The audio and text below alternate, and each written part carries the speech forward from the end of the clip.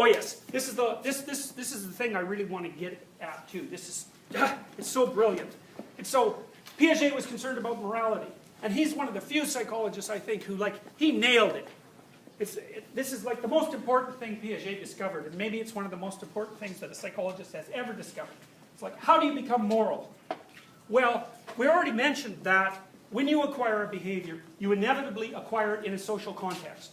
So what that means is that right from the time you're little and learning things, the demands of society are encoded in the behaviors that you're allowed to manifest. And so to some degree, by the time you behave the way you do behave when you're 3, if you've been properly socialized, you already act out the embodied moral structure of your entire community. So, when you talk about laws, you say there's a body of laws. And the body of laws used to be the king. So you had to do what the king said. But now the body of laws is an abstract, conceptual representation. But those representations are actually semantic representations of allowable and not allowable behavior. And so by the time you're 3, and you're a law-abiding 3-year-old, which means you're well socialized, you're already acting in accordance with the law. The patterns that characterize your being, the behavioral patterns that characterize your being, have already been molded into the patterns that you manifest. And so what that means in some sense is you're already, as Nietzsche would say, an unconscious advocate of your culture, because you're acting it out. Now here's an example of how that can be transformed into actual moral knowledge. So Piaget goes and studies kids playing a game. So here's an example. So there's a bunch of kids, they're standing around on the playground, and they're all playing helicopter.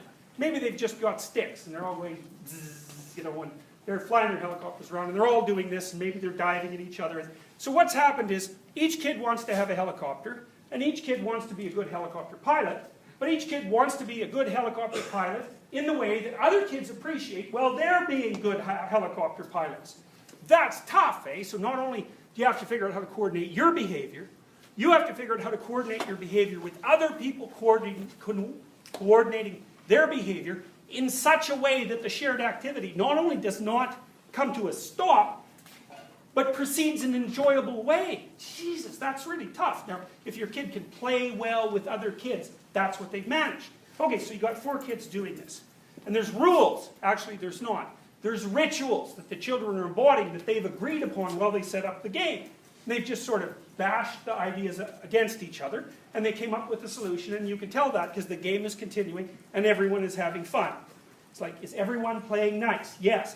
That's an equilibrated play state. And it's a moral organization because all the children are participating voluntarily towards a shared end. And for Piaget, that was the model of a functional society. That's so smart. So now imagine that a kid comes along, and maybe he's a popular kid, so he has a reasonable chance of getting into this play group. He'll still be rebuffed like 50% of the time. Whereas if he's an unpopular kid, it's like, forget it. They're just not going to let him into the little helicopter circle. And it's probably because he's developmentally delayed, or in some other way, he doesn't understand how he has to configure his behavior so that he can enter this complex, dramatic scene without disrupting it. Or maybe he's one of those kids who says, I don't want to play helicopter, we should play something else. It's like, no, unless you're like a creative genius. That's a really bad idea. So what the popular kids do is they sort of sidle up to the group. Maybe they find a stick because they watch what they're doing.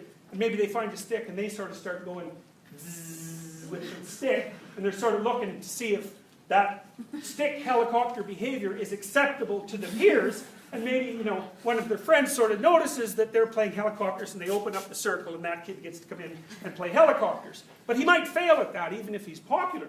Because once the little play thing is going, it's like a play, right? It's got a dramatic structure. You can't just come in there and, start playing basketball or something. So, now, what Piaget noticed was that when children were playing a game, maybe they were playing marbles, and that's a rough game because you can win and lose at marbles. And you might say, well, children shouldn't play competitive games. But if you say that, that's a sure sign that you don't know what the hell you're talking about. Because all games are competitive and cooperative at the same time if they share a single goal. And it's really not a game unless there's a goal. Because games have goals. And so what the children do is they organize themselves so they all decide what constitutes an acceptable goal. And the goal with marbles is win some marbles. And lose some marbles without whining about it. That's another goal. And that's an important thing to learn. So the children say, well, here's the foundation of our local moral universe. Here's the rules that we're going to abide by. And a lot of those are ritualistic. They might have learned them from other kids. So they play marbles. You extract out a kid and you say, what are the rules for marbles? And if the kid's like 7, they don't know. They can't tell you. But if you put them in with a bunch of other 7-year-olds, they can play marbles perfectly well. So what that means is the morality is coded in their behavior, or in the behavior of the group, like a bunch of bees, you know, because there's knowledge in a hive of bees, or maybe a school of fish. So it's embedded in the child's behavior and in their patterns of action across time. And then if you pull them out, they can only give like a partial account of it. They're not conscious of the morality. It's like you pull a wolf out of a wolf pack and say, well, you know, what's up with the wolf pack? And the wolf, you know, bites you, because that's how it answers questions. It's not going to tell you about the rules.